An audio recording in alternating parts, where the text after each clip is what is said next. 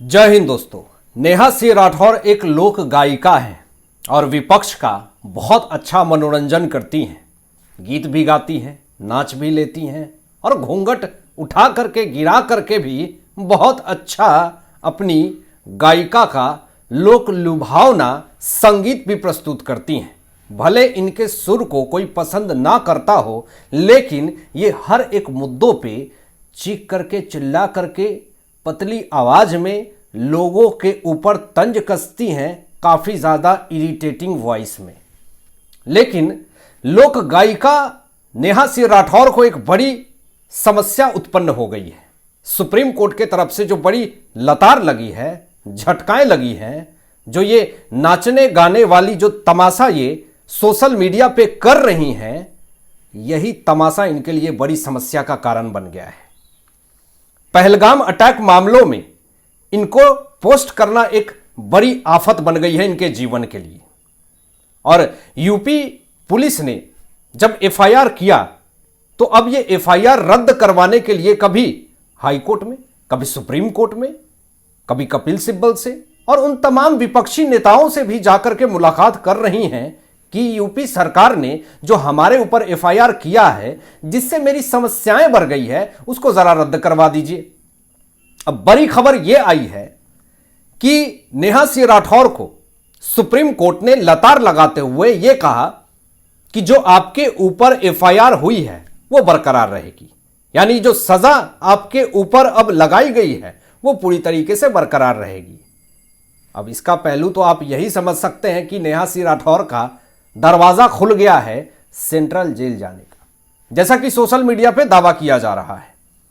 बहुत बड़ी समस्याएं बढ़ गई है।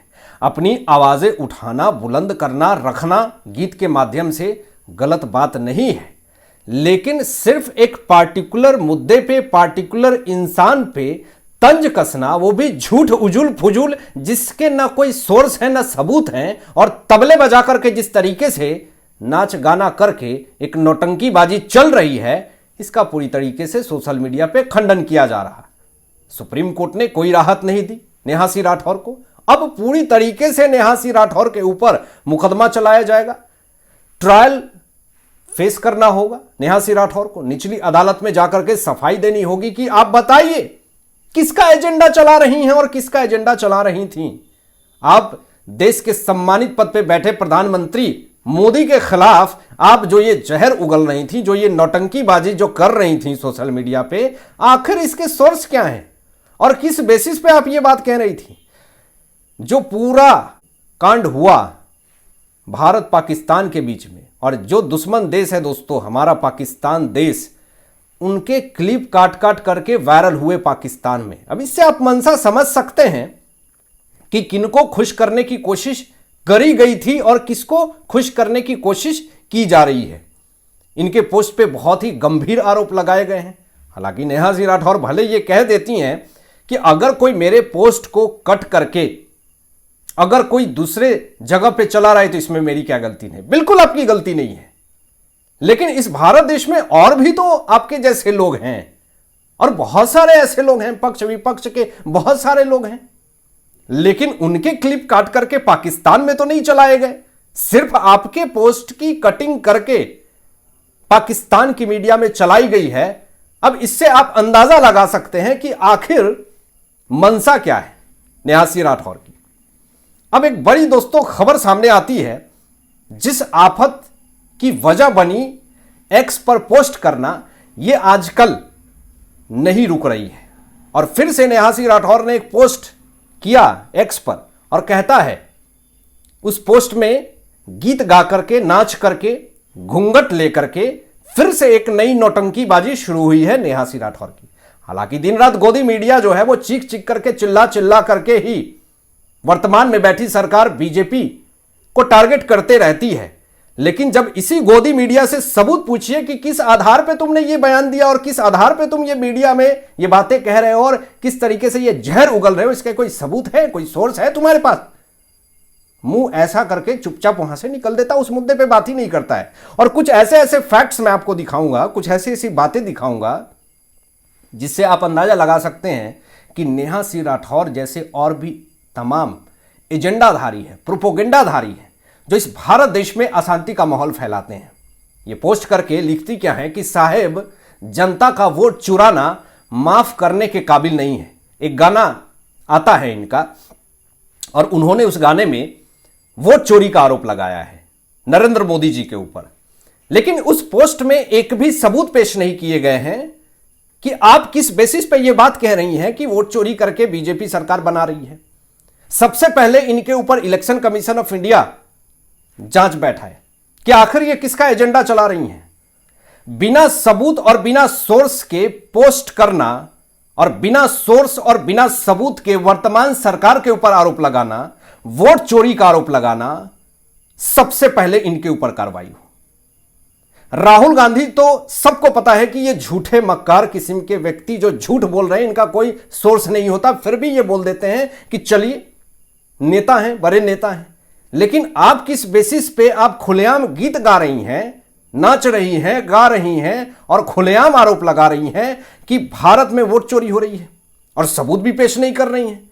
ठीक है, आप वोट चोरी का आरोप लगा रही हैं, जाइए सवाल पूछिए। पश्चिम बंगाल में ममता की सरकार है, उस पर गीत बनाइए। हुगली में 4 वर्ष की बच्ची के साथ गलत काम किया गया दोस्तों। नेहा सिंह राठौर इसके ऊपर गीत बनाएंगी और उसके साथ गलत काम करके उसको फेंक दिया गया और जब बच्ची नहीं मिली तो परिजन ने उसकी तलाश की, जिसके बाद नाले के पास खून से ये लथपथ मिली और शरीर पर दांत से काटने के भी निशान मिले।